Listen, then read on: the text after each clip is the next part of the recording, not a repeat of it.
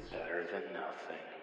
Hello, everybody, and welcome back to Squat Cobbler, episode 42. I'm Kelly Toole at KELLYTHUL on Twitter. And I am Mike at Official Pagan on everything. And Kelly, I'm glad you know the numbers because apparently I don't. Math is hard, and because of we record a number of these in advance, and sometimes things happen and orders change, but I had to do some creative editing to get all of our numbers lined up, but I have about a 95% degree of confidence that this is episode 42, but I don't think anyone's going to fact check us, so we're going to go with 42. You know, speaking of doing this stuff in advance, by the time people hear this, the whole situation is going to be resolved, but at the moment that we're recording this, this is the day before your live streaming privileges are restored on YouTube.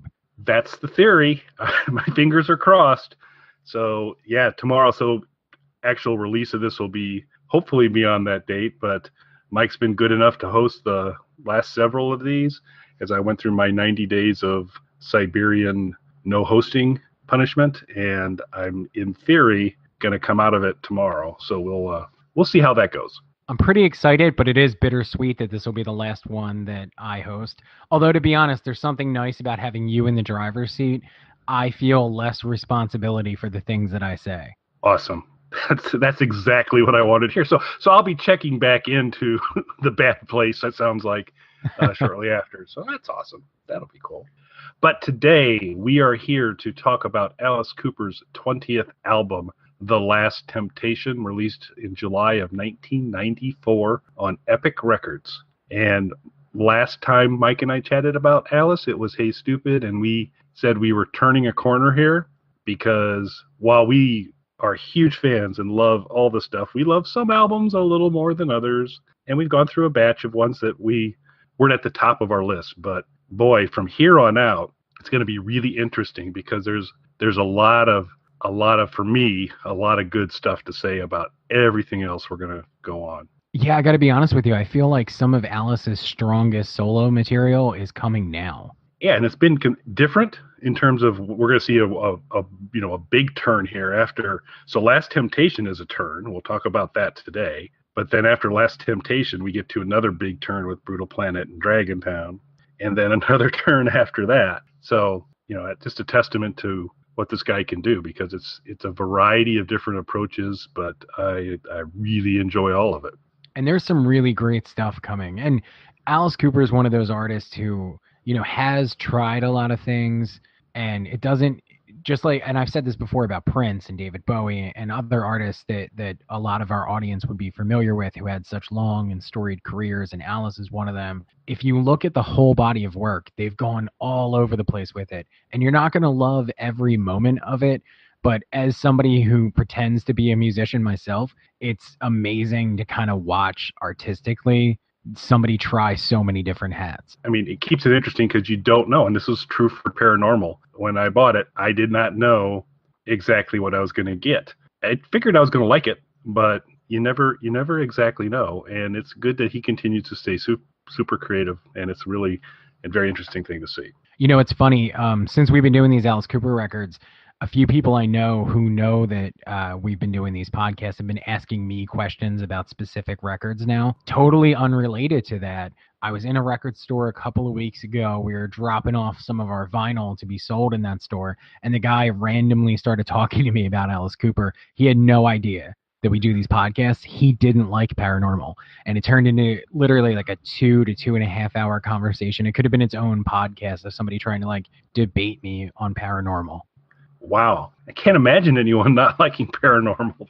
He did not like it. Yeah, he was disappointed in it. And I think really what it related to is he thought there was going to be way more Alice Cooper band involvement. That's fair. I mean, and you were kind of led to believe that was going to be the case to some degree. But I think he let that kind of tarnish the album as a whole for him. Yeah, and I would have loved additional Alice Cooper group involvement. There was still a pretty hefty amount, but even more would have been great. But the end product is excellent. And another benefit of us doing these reviews is Mel, who's tends to be more cello oriented in her musical preferences, has found these pretty interesting to listen to. And she just told me the other day we were recording a Nurture and Support. She goes, I really like Paranormal a lot. That's a good album. And I never would have listened to it without you and Mike doing these reviews. That's really cool to think that somebody who, maybe isn't super familiar with Alice is going to check out something based on one of our reviews. So this will be an interesting way for us to start off this review, because as I went through and prepped for this, I kind of came to some conclusions I was a little surprised with. If you were, for Alice solo work, we won't talk about the original band stuff, but for Alice solo work, if you were to say somebody who didn't know Alice at all, and you were to say, start here, what is the Alice solo album you would start somebody with? For me, that would be From the Inside. That has been my go-to as well, but I got to tell you, after going back through this album and getting ready for the show, this is close. This is fairly close to, hey, you want to go into it, you may want to give this a listen, but I truly love From the Inside. So I think I'd probably stick with you there. But this guy came a lot closer to unseating From the Inside for me on the solo stuff. So we'll get into that as we talk through. Yeah, I really, just as an overall, I really like this album. I don't know if I'd go that far as to say it could potentially unseat From the Inside. I will say, though, and you're going to see, as we kind of break this down track by track, I will definitely make some comparisons from this to From the Inside. Interesting. Very cool. Well, yeah, and there's some comparisons we'll get to, I think. Well, I guess a little bit, since we're still doing prequel, pre-review stuff, we can do it now. And then you can tack in other places through the album. But obviously, one of the places that there's a similarity to it is both From the Inside and The Last Temptation had comic book companions to them. There was a comic book release for From the Inside, and there was a 3-edition series of Last Temptation released. Now, did you read the Last Temptation comics, which were done by Neil Gaiman, correct? Correct. Major comic book figure. I have online. I've gotten into, although I'm several issues behind, they started a new Alice Cooper comic series, which is actually very cool. I've done that, and I desperately have to continue to search through my stacks of stuff, but I have a From the Inside Marvel Comics comic book as well, which I really hope I find one day, because that was awesome. That's really cool. I'm not at all familiar with the From the Inside comic, but I did read Last Temptation. Did you like it? Yes, I did. I actually read it a long time after this. Like, it was republished. It was, 3 issues? Correct. And I believe those were republished later as one longer volume, like a collected volume of them. And that's what I believe I read years after it was initially published. Yeah, it was. I thought it was excellent. And except this is an interesting turn. So we're coming off of a more stadium rock, hair metal Alice for Trash and Hey Stoopid. Then we have a three-year hiatus, and he comes back with Last Temptation. So interesting story for you on this is, I think we've all talked about the profound effect Raise Your Fist and Yell had on me, and that it did several things. One thing it did is it stopped me buying Alice Cooper albums. Was buying all the way through. I had gotten Constrictor. I said no to Raise Your Fist and Yell when it came out, and then I was unwilling to kind of come back for, I saw Trash and Hey Stoopid, and you could kind of cite that this was a little bit more hair metal, and I'm like, I'm going to sit tight a little bit. And then I went back and saw Alice in concert, and as I'm seeing him in concert, the show starts off with Sideshow, which we'll talk about a little bit later. In the show, Lost in America is being played, and I go, my goodness, here's some pretty good stuff. I better get back on this. So Last Temptation marked my return to regular Alice Cooper album buying, and I've never stopped since then. It's funny because I kind of got into the same thing. So my introduction, as I've said on the show a number of times, to Alice Cooper was through my dad, but he had the Alice Cooper group records, and then Welcome to My Nightmare. Didn't really follow Alice after that. So the next Alice thing that I kind of heard after that was Trash. And as I said during that review, I had a really difficult time kind of wrapping my head around that, being a kid and trying to figure out, like, how is this the same Alice Cooper as the Alice Cooper group records and Welcome to My Nightmare. So I kind of didn't know what to make of Alice Cooper for a little bit in there too.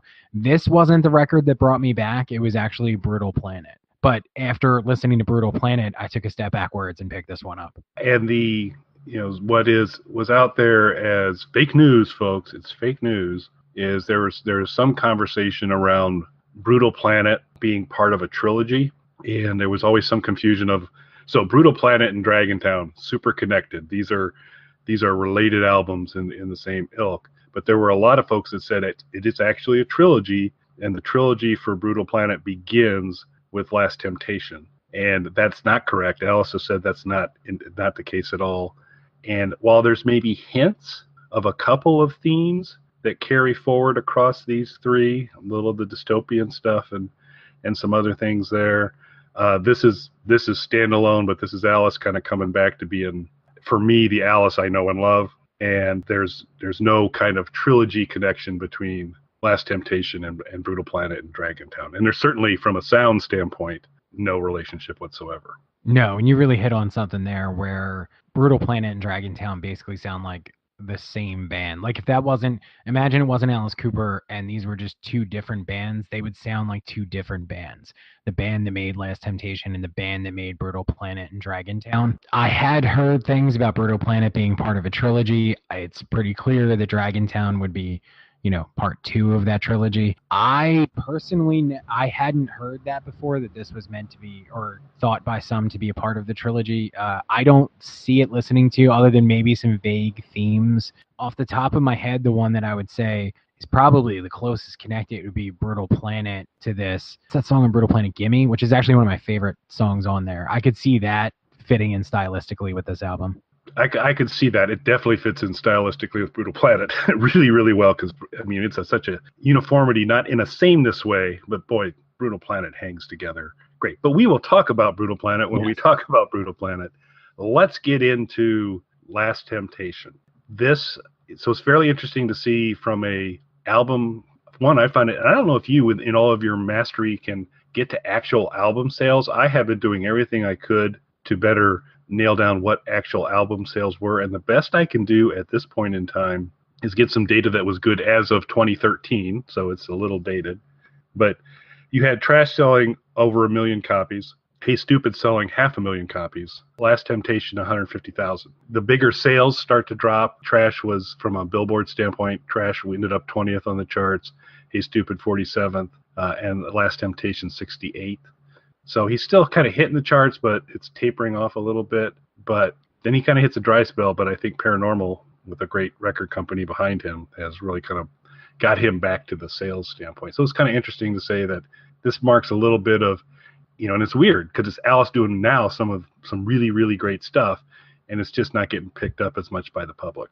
It's unfortunate. Yeah, I think timing is a part of, at least in the drop off from, say, Hey Stoopid to this. So first off, with Trash, as we mentioned during that review, Trash, as far as all the information we can collect, is by far the best-selling album of Alice or the Alice Cooper Group's catalog.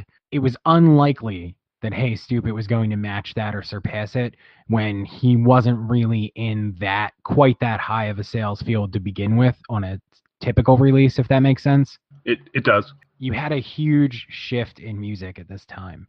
Alice, really hit his stride commercially with Trash just before there was an enormous backlash against hair metal. Yeah, the ship started to sail. It was an interesting time for him to enter that space, but and we talked about it. Trash is an incredibly well executed album, and it's in that genre, as is Hey Stoopid, although it starts to tack towards Alice land a little harder, but then we get here, and we're in full bore Alice Cooper land from here on out, guys, which is awesome. Oh, absolutely. But if you want to look at the commercial aspect of it, during this time, like mid-90s period, anybody who was associated with hair metal or any kind of old school music at that time was basically almost being run out of town with pitchforks and torches.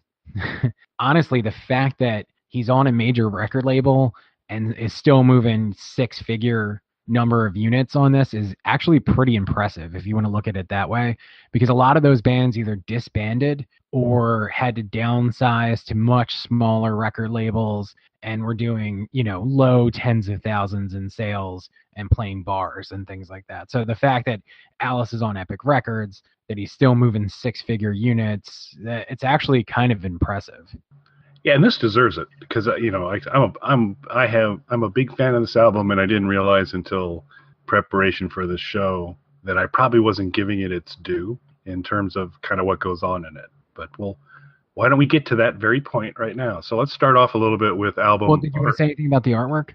Yep. Let's start with the artwork first of all. I really thought this was a really cool album cover. I remember seeing this like around the time that it came out, and I was really into this album cover. And I was aware of the comic at the time, but like I said, I don't I didn't read it until a while later when there was a trade edition of it that collected the volumes together. I thought it was really cool album artwork.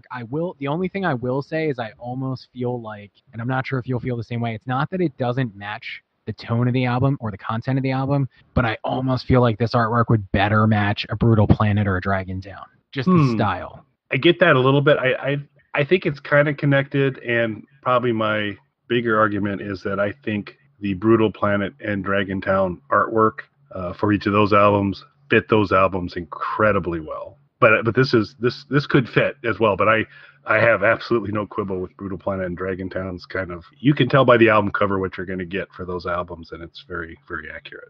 Oh, although absolutely. It's not that I don't like this one, but like if you were going to say trilogy, for example, if you stack those three albums covers next to each other, it kind of does look like a trilogy visually. Yep, I would say definitely there's some thematics there, but this is kind of a collage. It's got not really steampunk, but it's got some vintage kind of looks to it.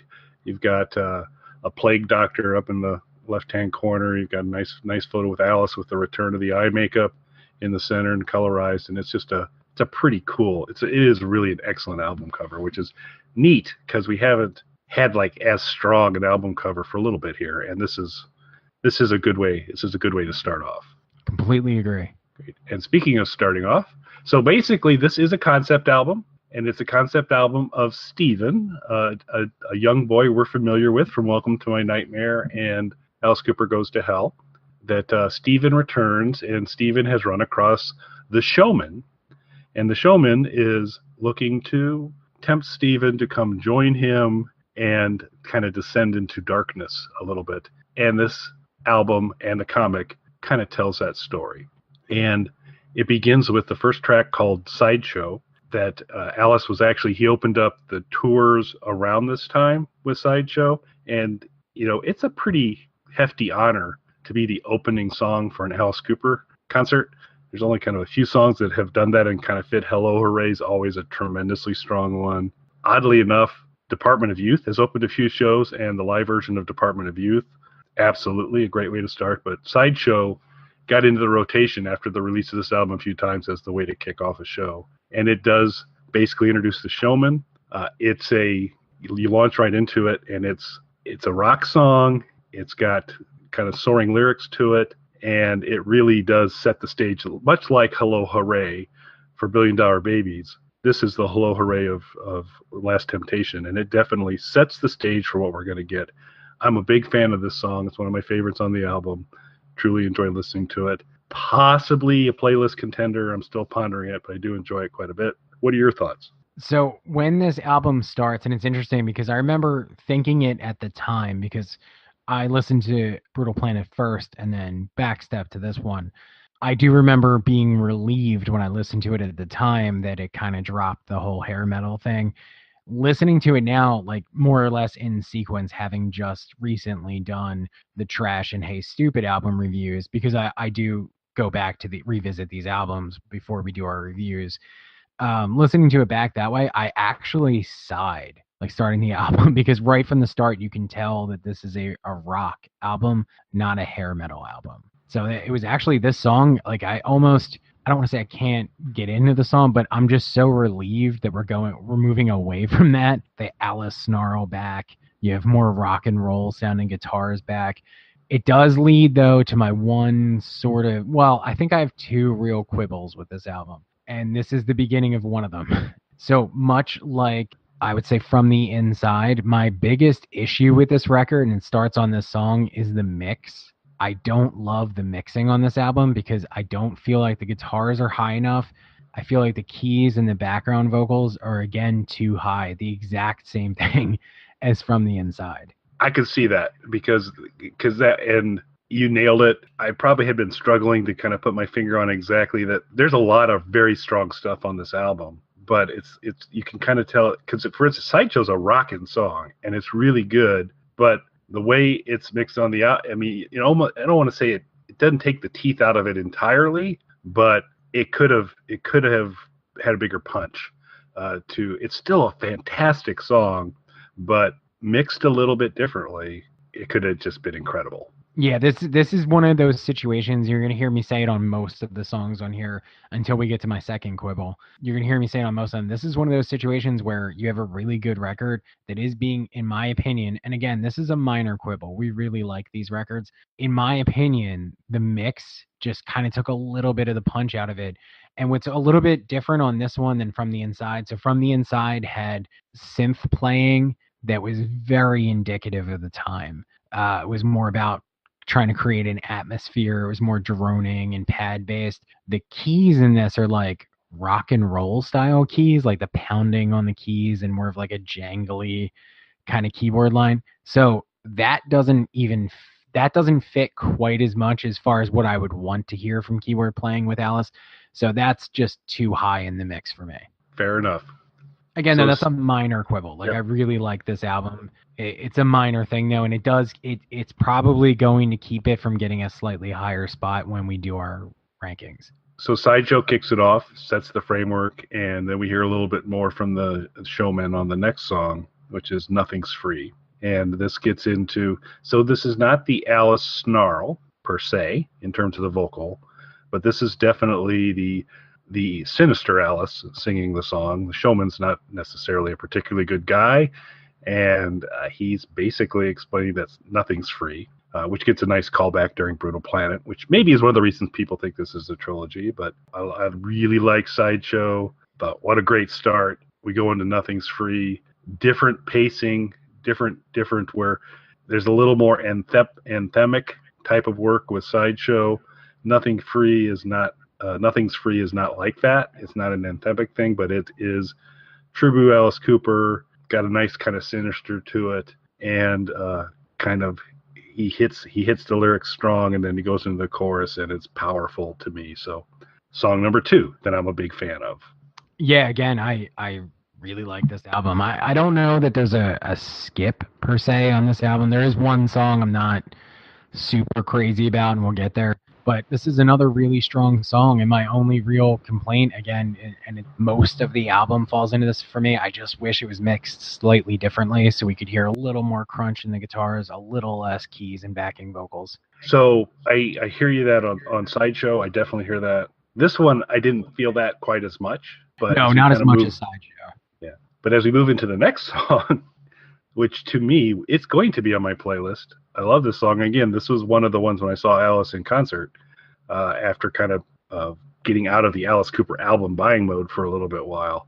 This bad boy rolls out, Lost in America, and I'm like, quintessential Alice Cooper song, hilarious in moments. You know, this is a song, for those of you not familiar with Lost in America, this kind of really kind of clever lyrical setup of, I can't get a girl because I ain't got a car. I can't get a car because I don't got a job. I can't get a job because I ain't got a car. So I'm looking for a girl with a job and a car. And magic. That's magic to me. And there's a one a little bit later around can't go to school because I ain't got a gun. And it's also super fun. But this song's got punch when mixed correctly. And that was the other thing here is that I love Lost in America live. It is still the song that I love on here, but this comes back to your point earlier that this one also doesn't have as much crunch as it could have in this recording. But as far as a song goes, the humor in it and the overall delivery, I'm a huge Lost in America fan, and it will be on my playlist. Yeah, I absolutely love this song. I love everything about it. The lyrics are great. They're funny. They're smart. It's got the snarl. It's got sort of this biting humor to it. Everything about this is exactly what we want. And this, you already said it, but this was going to be the one that I was going to give as the example of what I mean about a slightly different mix. And again, we've mentioned this album so many times, but go to Fistful of Alice, listen to the version of Lost in America that's on there. That little bit of extra crunch on the guitars, that's what a lot of these songs are unfortunately missing. And it's minor quibble. I know it sounds like I'm making a big deal out of it, but this is the thing with Alice. Like, there's so many great records that, you know, I'm comparing one great record to another. So it's going to become about the details sometimes when you're ranking them. And this is just like with From the Inside. This is the detail that kind of just slightly tarnishes this one for me. And you can use the live versions of these songs to kind of see what I'm talking about. Yeah, and I think that problem, and again, this is a minor quibble as we kind of go through there, because like I said, I'm a huge fan of this album, and it's going to rank actually very high for me. But it is stark when you hear Lost in America is a fantastic song, and so it's a great song on this album, but it's magic when you hear it on Fistful of Alice, because it just takes it to another level and really adds that crunch and that power, and it's amazing. And it does kind of point to, because we're kind of drawing the lines back to From the Inside in terms of this issue. From the Inside, there was a concert video that came out to support it, so you get the kind of the live versions of those, and J.B. Johnstone from Elton John's band was there, and all of that. Those songs didn't elevate. They were a little bit better. Songs like Sirius and all that were a little bit better live, but nothing like when you hear Sideshow and Lost in America live. They blow away the versions on this album. And I love the songs. I think they're great, but you hear even better versions when you hear them live. Yeah, absolutely. And again, it's a minor quibble. And I would actually even venture to say, while I'm using From the Inside as the comparison, because that was my biggest quibble with that record as well, I would actually say the mixing issue in this is actually more slight than that. Like, it just needs a little bit more crunch in the guitars, a little less keys and backing vocals. Like, I feel like the mixing issue is way more noticeable on From the Inside. And that's the only thing that keeps it, and it really sucks on that record, because to me, that's the only thing that keeps From the Inside from being on par with something like Billion Dollar Babies. So we'll move off, and I love Lost in America. It's such a fun song. So Alice. It is a great song. That's definitely one. I mean, I can't imagine that's not going to be on my playlist. So then we move into Bad Place Alone. So this is still a rocker. It goes through some interesting tempo changes. I don't really know how to depict when we get the Hey Blood Brother kind of bridge in this, how to describe it with the finger snaps and all of that. It's an intriguing song. I like it. I like it a lot, but this is coming off of Sideshow, Nothing's Free, Lost in America. These are bang, bang, bang, just superstar songs. I like Bad Place Alone. I think it's interesting, some of the things he does, but it doesn't rise to the level for me of the first three songs. I agree with that. I would say it's not on the same level as them. I don't dislike it, though. It's certainly not a skip. What I will say, though, and I think I wrote this down when I was listening to it, because I like to listen to these when I'm going on my walks at night. And when I was listening to this one, sometimes I'll take notes on my phone really quickly. I wrote Gutter Cats ? I feel like the finger snapping and stuff, for whatever reason, that put me in mind of like the Gutter Cats thing. I hadn't made that connection, but I see it. At least, some thematic in there. Although, yeah, it's not full on show tune like that, but that finger snapping kind of put me back in that, a little bit in that mode where it almost feels like that's where it could go. Yeah. Again, a strong song, not even close to a skip. There were three killers in front of it, and so it's kind of okay. You're good.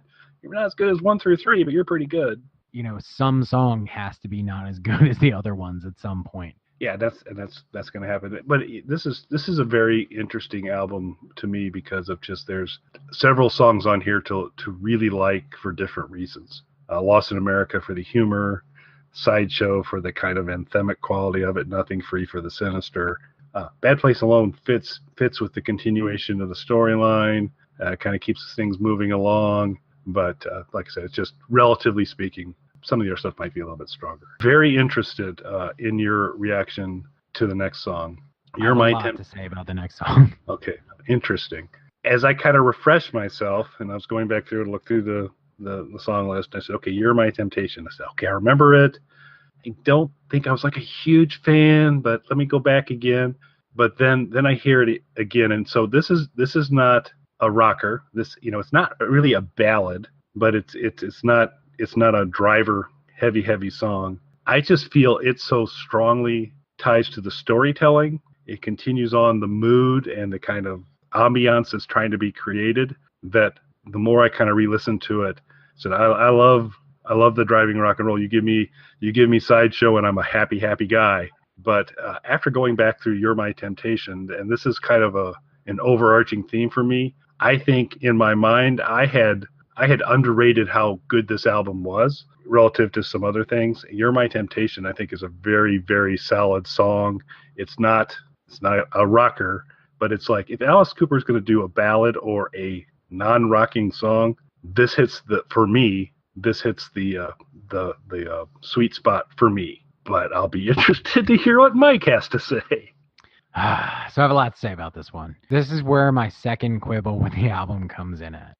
So the first part of this record, really everything up until this point, so you're talking, 4 songs? So the first 4 songs, and then again later, this is what I would classify as a rock album. It's not hair metal like we've gotten on the last few. This is kind of back to a more straightforward rock sound. As we had kind of discussed already in the beginning of this review, there was a period of time especially in the mid-90s. By the time you hit the mid-90s, it was like poisonous to have any sort of connection to hair metal.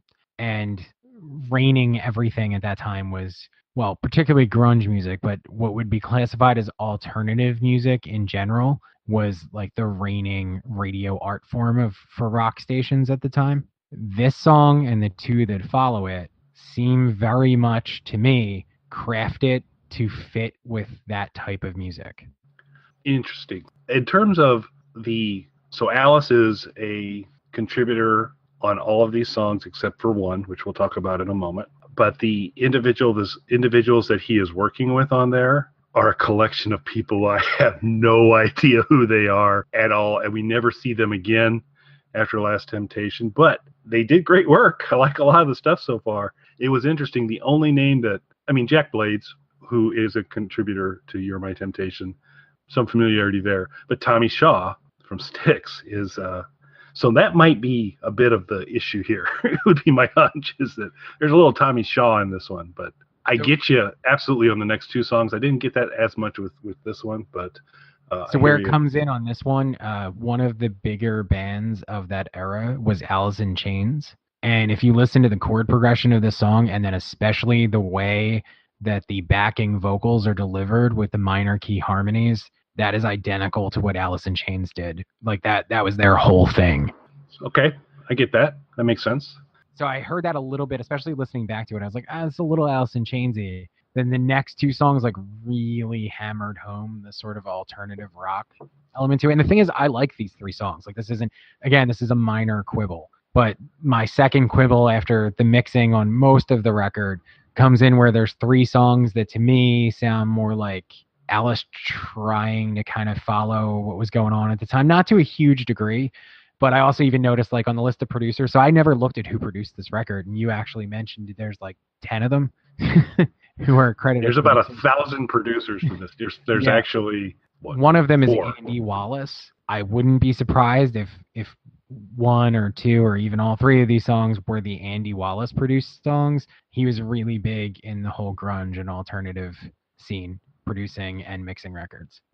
So speaking of grunge, as we move off of You're My Temptation, we go into 2 more. The next 2 songs, Stolen Prayer and Unholy War. Stolen Prayer is co-written by Alice and Chris Cornell, kind of godfather of grunge, some could argue. And then Unholy War, I think this is the first time there is a song on an Alice Cooper album credited to an individual who was more kind of integrally involved, participated in the album, but no Alice.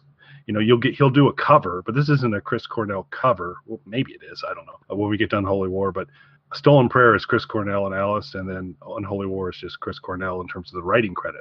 So, and it definitely brings in what you just pointed out, is that it definitely brings in a little more of that alternative sound to it. However, I got to tell you, although my levers always get pulled more with something like a Sideshow or Lost in America for me to get super passionate about, Stolen Prayer, even though it has a few excesses in it, a children's chorus is kind of an interesting thing to add to a song.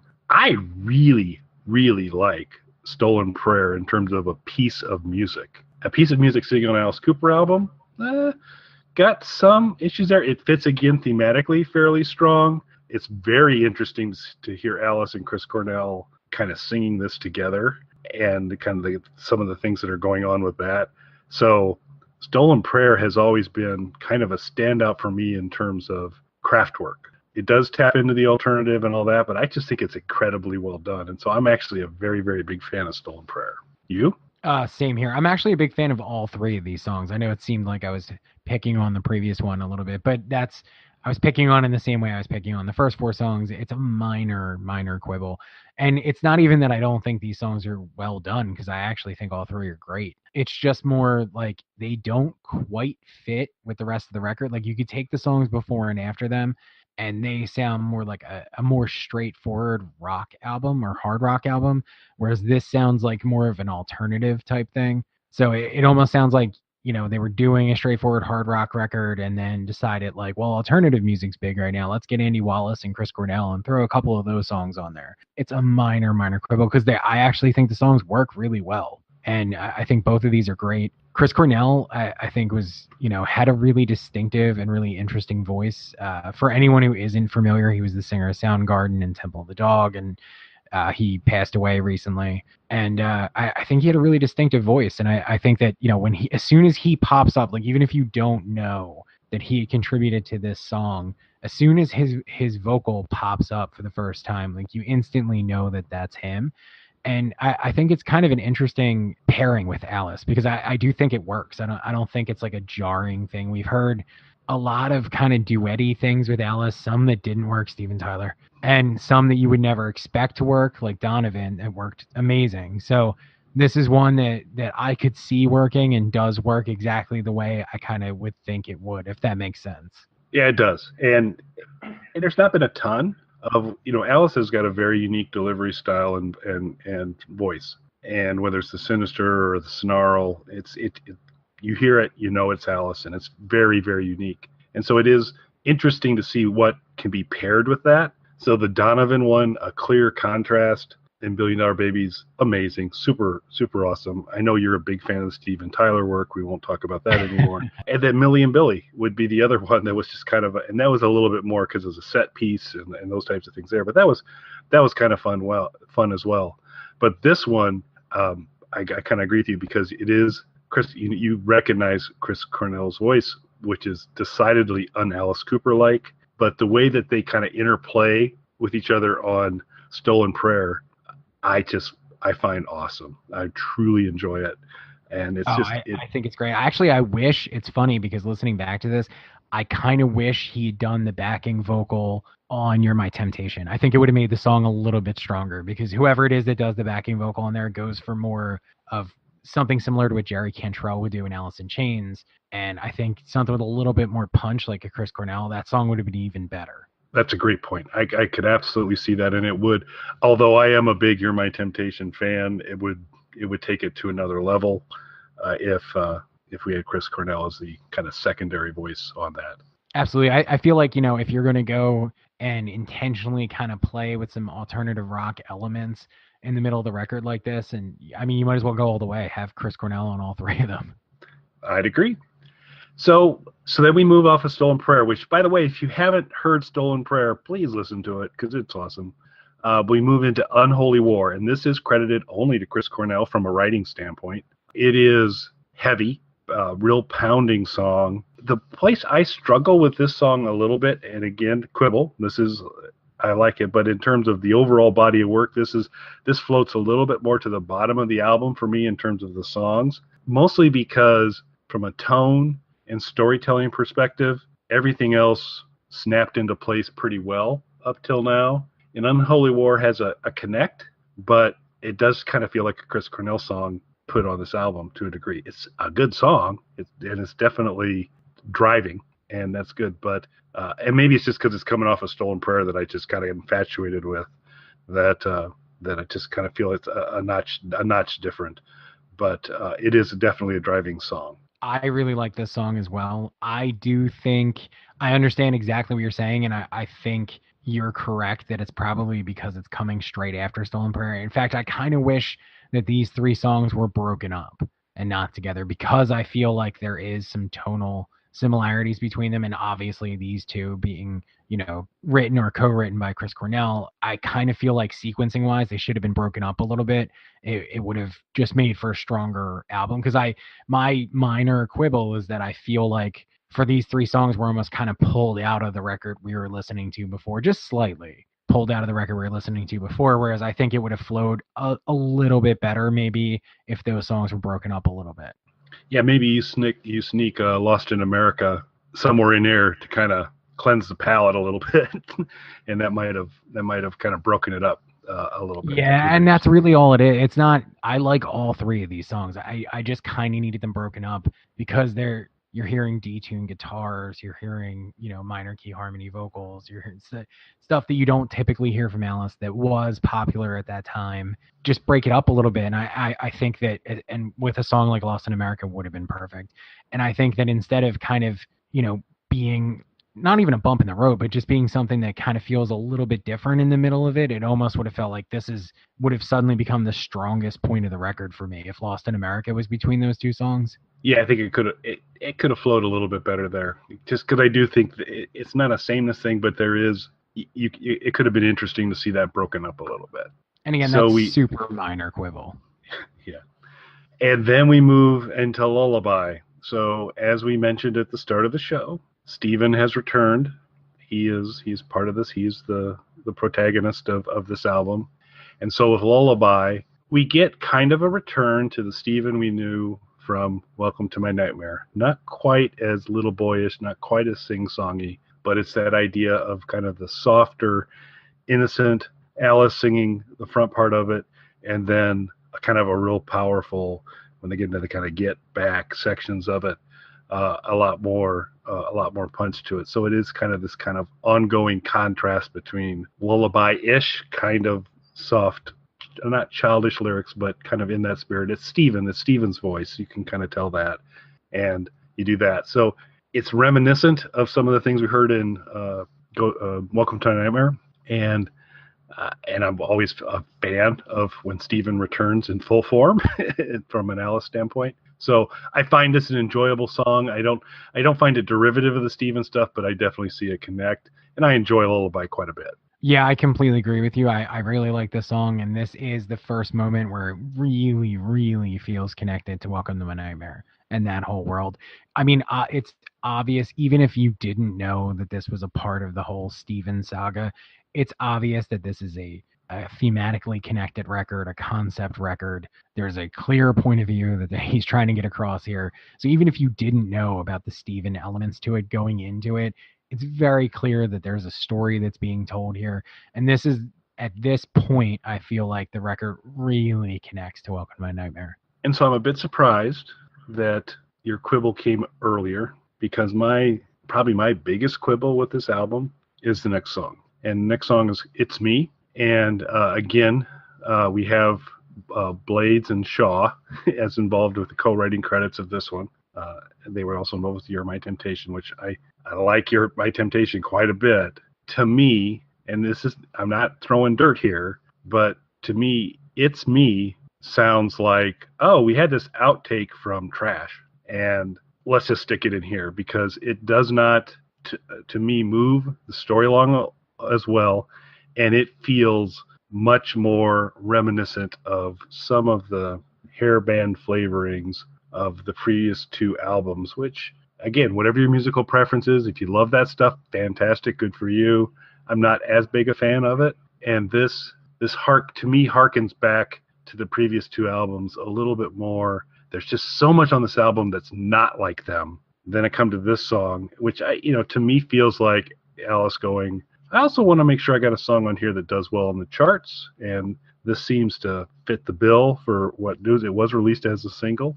I just felt it was a little too, it didn't belong here because it felt a little more reminiscent of the previous two albums, or it didn't fit as well. I shouldn't say it doesn't belong, but I don't think it fit as well because it was much more, its roots were more in Trash than Last Temptation for me. So the last two songs on this record are kind of the missteps of the album for me. And for this one in particular, I completely agree with you again. It feels the closest to Trash. It doesn't really feel like it entirely belongs on this record. And it feels like, even though there is sort of a little bit of alternative and grungy kind of elements to those three songs in the middle, I didn't necessarily feel like Alice was trying to emulate that sound. I think that that's just something that was going on at the time, and he just kind of wanted to play in that world a little bit and kind of incorporate some of that. And again, like we talked about, you have an artist who's been around for a long time. He's going to try a lot of different things. And if that was the popular music at the time, you know, trying to incorporate some of that, I don't think that's a bad thing. Whether the motivation was just purely artistic or maybe to get something on the radio, who knows? But I was fine with it. I think those are 3 strong songs. This, on the other hand, does feel a little bit more like a calculated effort to make a radio song. Like, I've had similar songs to this chart before, so let's throw this on there just to kind of cover our bases, like you said. Yeah, and when you see the video, it's trash Alice. It is back to that. It's not The Showman. It's not that. I think that's the intent. And obviously, you know, you got to feed the kids. You got to make some money. So if it's like, hey, I'm going to put something here I think might do well, I can't quibble with it too much. But it's just, there was such power in kind of what was going on, you know, and some shifts in kind of the musical execution of it. But it's, you know, to me, It's Me kind of stands out as, and here's the song I'm going to put out for a single from there. Yeah, it definitely seems like a calculated maneuver towards that. And again, like you said, I mean, can you really blame them if you have something that you know is probably going to chart? If you do this, and this, you know, I can't really blame somebody for doing that. The last charting song he had for a few years until Gimme, right? I think so. And again, it's not a bad song. I mean, it kind of comes back to the trash feedback we gave, which is, this is a good song, but it's just, you know, it doesn't resonate Alice as much as a lot of this album resonates Alice. Yeah, no, it just feels like a little bit of a calculated move instead of like you said, you know, kind of getting back to Alice and getting rid of that more kind of sanitized sound that we'd had before and just kind of getting back to the roots Alice. Even with, you know, some help from Chris Cornell here and there and stuff like that. Like, we're getting Alice back. And the Chris Cornell stuff is interesting. This just feels like, hey, we did this before and it worked. Let's just do this just to make sure. And prior to my re-listen, I probably would have been more aligned with you on Cleansed by Fire, as you kind of talk about these last 2 songs being maybe slight missteps or not as strong as the other parts. That was kind of my going in position, going like, oh yeah, I remember Cleansed by Fire. I was like, it's okay, but I wasn't a big fan. But I went kind of back through it again. And once you kind of clear the beginning of Cleansed by Fire, which is not ideal in my opinion, but you start to get to the tail end of Cleansed by Fire where Alice is starting to bark out, what about this? What about that? And to me, it becomes a teaser trailer for what's about to come with Brutal Planet. And going back through it again, where my initial kind of going in until I prepped for the show was, oh yeah, I kind of remember, okay, we get down to the tail end and it's me, and that's kind of trashy, and I'm not as big a fan of that. And then Cleansed by Fire, I was kind of cool too. As I went back through it in its entirety, slower start, but once it kind of hits its stride, I actually enjoyed it, particularly kind of at that very, very tail end of it, where it really starts to put the hammer down. And I do think if you listen to the very, very tail end of this, when Alice is really starting to kind of bark and snarl out, it is the prequel to You're About to Get Brutal Planet. I can definitely see what you're saying about the end of it being much stronger than what came before it. To me, though, this is overall, because it starts pretty weak, in my opinion. This and the previous track are the 2 weakest songs, just for me personally. I also think it's there's obvious themes in this record that permeate the entire album. This is the most on the nose you get with them, and because of that, to me, slightly less clever than what we've gotten up until this point. Yeah, it's no can't get a girl because I ain't got a car. Clever, funny. Yeah, I'm with you there. So definitely on the where, you know, for me, one of the reasons that I love Alice's work is the wit and the cleverness, and he definitely does broad-based humor and slapstick stuff and things that are intended just to be funny for funny's sake. I mean, I think Lost in America is a perfect example of this nice kind of blend of rock and humor. I do think it gets a little more straightforward in his messaging on Cleansed by Fire. It kind of fits in the storyline okay, but he has been much more clever in delivering advancements of stories in other structures and other songs than Cleansed by Fire. But what my experience was, as I went back through it again, kind of with that going in position, was, okay, yeah, I got to finish this song out because I got to make sure I hear the whole album, but I'm pretty sure that I'm like not super excited. And beginning of the song, I'm like, yep, that's exactly where I'm at. But as it progressed through there, as it started to finish off, I started to go, oh yeah, crap, I need to make sure that I take this song in its entirety, and the strength of the end of it. Like I said, he really starts to put the hammer down, and anything that serves as this is a prequel to what you're about to get, to me, is some pretty powerful stuff. Because when we get into Brutal Planet, there's no "It's Me" on Brutal Planet, and it's a whole different ball game there, folks. But so I ended up kind of warming to the song a little bit more, but in terms of relative to the rest of the album, it's not at the top of the list, but it does finish strong for me. Yeah, I agree that it kind of ends well, and I just wish the whole thing was as fiery as the ending was, especially coming off of It's Me. All right. So that is Last Temptation.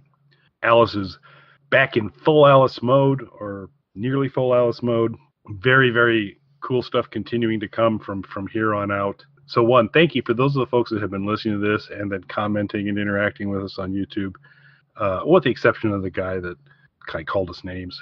But everybody else, even that cool. guy. Yeah, even that guy, I guess. But there's, like when our Zipper Catches Skin review, we had somebody say, hey, this is actually one of my favorite Alice Cooper albums.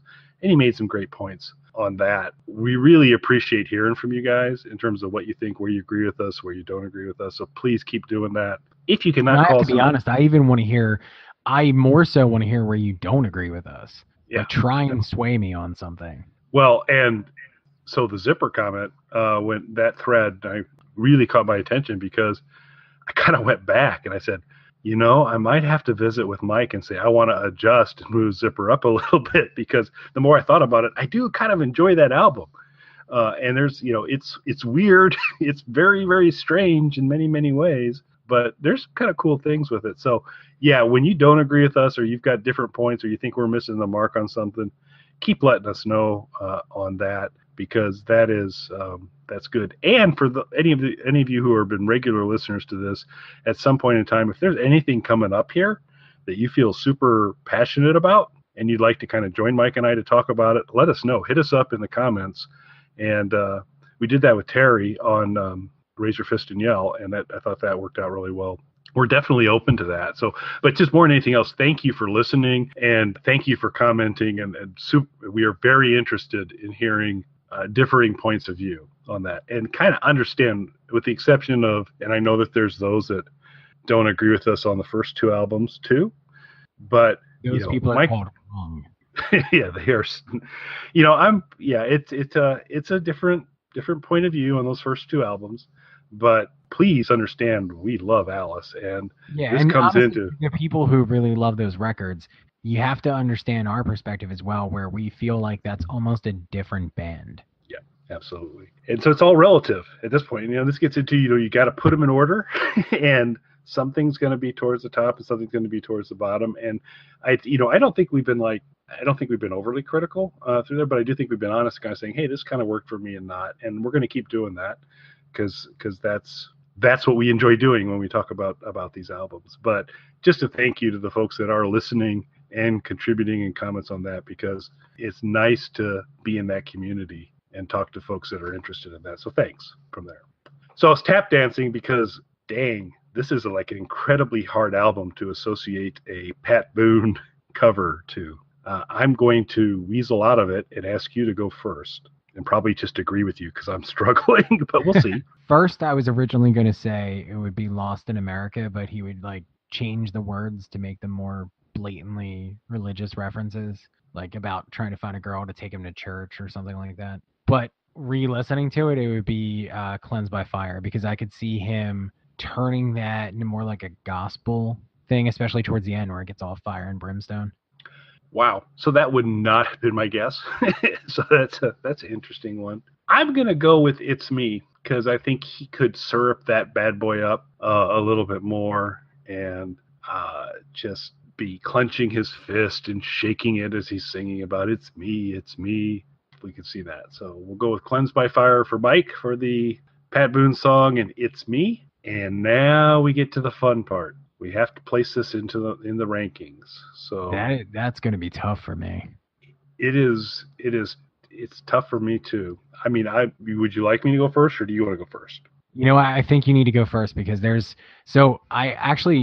it's been tough all episode. I've been looking at the list because Kelly and I have the lists open in front of us, and I've been looking at the list. I think I've settled on where it's going because there's an album I feel equally strongly about almost. So it's going to be either before or after that, and I haven't decided yet if I'm going above or below it. So this will be interesting to see where we settle in on this, because I was actually surprised when I went back through this and kind of gave this album its due. I do feel, I still think you're right, Mike, and it's probably what I would support from an Alice Cooper solo standpoint. From the Inside's a fantastic place to start, and it's a good way to go. But this one is too, in my opinion, probably a close second to it. So where I'm going to end up landing on this is fairly high up on the list. And this pains me because I know I have mentioned in previous shows that Special Forces has a super special place in my heart. Truly love Special Forces with all its quirks and all of those types of things. But if I stand back and think about Special Forces and what's on it, and then I look at this album and what's on it, I've got to place it above Special Forces. So this will actually, on my list, so this is the 20th Alice Cooper album that Mike and I have reviewed. So Last Temptation is going to, on my list, end up below School's Out, original Alice Cooper album, but above, near and dear to my heart, Special Forces. I'm sad anytime I put anything ahead of Special Forces, but I feel it's the right thing to do. So it will end up as number 7 on my list between School's Out and Special Forces. So it's interesting because I think we're going to wind up in a really similar spot, but for slightly different reasons. So not just thematically, but I think in my level of love for this album, I really place it right around Welcome to My Nightmare. They're very similar in my interest level in the two albums, and I guess it fits because of the Steven theme running through both of them. So really it came down to, is it above or below Welcome to My Nightmare? And what I would say is Welcome to My Nightmare has higher peaks, but this record is more consistent. So, because there's definitely some stuff on Welcome to My Nightmare that dips a little lower than any of this dips. So that's really where the internal struggle comes in for me. And I think looking at the list, Nightmare is going to go just slightly higher. So it's going to be my number 7 as well, but just for different reasons. It is really spooky how we keep ending up about in the same places, because I think the last 3 reviews we've ended up, now there's a change, there's in our mix between the two. Mike's wrong on the number 1, and that I have From the Inside, although we both are pretty big fans of it, I have it 1 position higher, but our lists are not entirely different. There's a few spots here and there. But I think the last 3 times we've reviewed things, we've ended up placing it relatively in our lists at the same number. But this fits because I think there's a lot of great stuff here. This is a pretty cool album, and so it deserves to kind of occupy a space towards the top of the list. But where it's going to get crazy hard is we've got Brutal Planet, Dragontown, Along Came a Spider, and Paranormal coming up. And I'm going to tell you, Brutal Planet, Dragontown, and Along Came a Spider are 3 really, really great albums, in my opinion. I love Brutal Planet and Dragontown, even though I know it divided a lot of people. And I think Along Came a Spider is really an overlooked gem in kind of Alice's catalog. So the hard part, because we've both already said how much we like those records. So that's not going to be the surprise. I think the surprise, even to me, is going to be where to place those. Yeah, that's going to be a challenge. And it's weird because you've got also, what we're not mentioning here is Dirty Diamonds in the Eyes of Alice Cooper, which are they're not slouches either. And Welcome to My Nightmare. Welcome to My Nightmare. Yeah. So lots of good stuff coming up. So if you haven't tuned into Alice's later releases, you really should, because it's some pretty amazing stuff. And I'm very, very excited for the Brutal Planet conversation. And the Dragontown conversation. Well, basically every conversation from here on out, I'm looking for. And then, as Mike and I, we did review Paranormal a while back. We haven't ranked it, so we'll have to figure out how that show works when we actually get there. But that was a surprise too. Not, I don't know if we call it a surprise or not, but that's an incredibly strong album. And so, yeah, there's lots of good stuff coming up. But that's looking at our lists, as you were saying, there is a lot of similarities. Can you guess what the biggest divergence is? So I got to think. So Special Forces, I know, would be probably one where there was a pretty big jump because I'm pretty passionate about Special Forces. I have this I have this issue with Razor Fist and Yell, although I don't think. Well, actually, let's look here. I'm kind of looking at the list. Yeah, it's Razor Fist. Yeah. I have it at the current number 14, and you have it at 18. Yeah, I have it below Easy Action. So that's what I think of Razor Fist and Yell. So, and that was with help of Terry, because we had a negotiation to kind of land there. But yeah, that's probably the biggest divergence, because most of the other time Goes to Hell are pretty far apart for us as well. Yeah, that's actually, that may be the biggest, because that's like 5 positions different. And I think that becomes you're a more thoughtful man than I. And there's a lot of hoke and silliness in Goes to Hell, Hell is a Disco, and all that kind of stuff that I'm okay with. It is definitely not a rock album. There are a few punchy songs on there, but a lot of it is just kind of humor to it. So it's fluffy a little bit. So yeah, that'd be the other big difference. But yeah, it's now it's going to be kind of degrees of difference, because both it has divided folks. Brutal Planet and Dragontown. There are a lot of folks that did not like that turn for whatever reason, and I'm not like a big industrial fan in general. I mean, it's not my main passion point, but boy, I love those albums, and I had the opportunity to see both of those, the supporting tours for both of those albums. And my goodness, I hope many of you had an opportunity to see the supporting tour for Brutal Planet, because that was an amazing concert and the best Alice entrance of any Alice concert I've ever seen. It was cinematic. It was just fantastic. And if you missed it, there is a tour video and live album.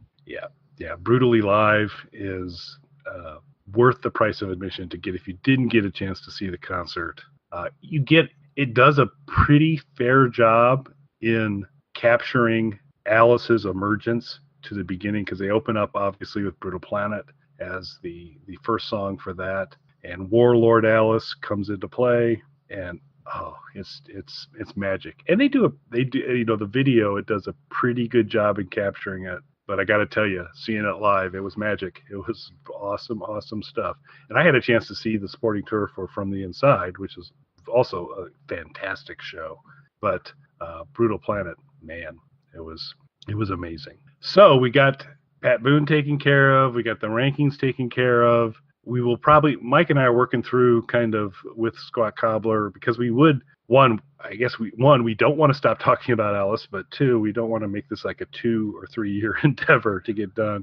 So we're trying to figure out kind of our pacing to work through there. We may see, you may see us from a Squat Cobbler organization get to Brutal Planet and Dragontown, and we may be doing a little bit lighter on the recommendations for a while to kind of move through a couple of these. But we'll sort that out. We're going to work on scheduling and all that. But plus, Kelly tends to get himself into a little bit of trouble when we do recommendations. That's true. Yeah, so that's not all bad. If we can stay. Yeah, that is the amazing thing, is that the Alice stuff has stayed safe. It has yet to. For those of you not familiar with YouTube's kind of more stringent guidelines on things, there's community violations, which are bad, but then there's also now this world of your content's not safe for some or all advertisers type of thing, and we've been getting pinged here and there. It tends to be on recommendation shows, but the Alice stuff gets viewed a lot and on YouTube, and doesn't seem to raise much attention, which is awesome. So I do have to wonder if the fact that it is viewed more makes it okay. I don't know. It's strange. I do not have I probably shouldn't say this, just like we keep mentioning episodes we feel like they should ping. I probably shouldn't say this, but a bunch of music videos that I've posted 100% violate community guidelines, but nothing gets said about those. And I have to imagine that that's in part because as soon as I post stuff on the Pagan page, the copyrights for that are grabbed by our record label, Universal. So I think they're not going to violate Universal, and that's why I'm okay with those. But they're okay putting the thumb down on Kelly, and that's what I cool. That's why I have it, because they're not that the Alice episodes are particularly explicit, but there has been a couple where there was maybe a few iffy things, and they seem to be totally in the clear. Yep. But again, just to kind of wrap things up, we really do appreciate for those of you who are listening to us either via iTunes or Stitcher or through the YouTube content. Can't thank you enough. Please keep commenting and interacting with us. If you're not subscribed to the channel, please do subscribe to the channel. We're going to try and probably amp up getting through the rest of it. There's 27 Alice Cooper albums to get through. We just finished number 20. So we got 7 more albums to talk about.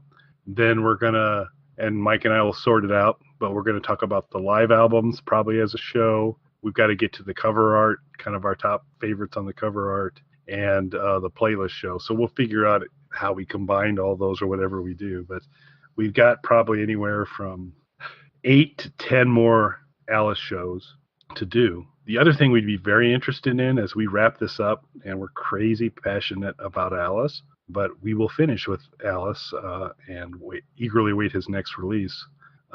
But if there's somebody else that you might be interested in us having Mike and I talk about, we'd love to hear that as well. We've got some ideas, but would love to hear your ideas as well. So with that, album number 20, I think we're good to go. And we look forward to getting back with you in the near future, where we will be talking about the incredibly awesome Brutal Planet. So this is Kelly saying thanks for listening, everybody. Thank you, everyone.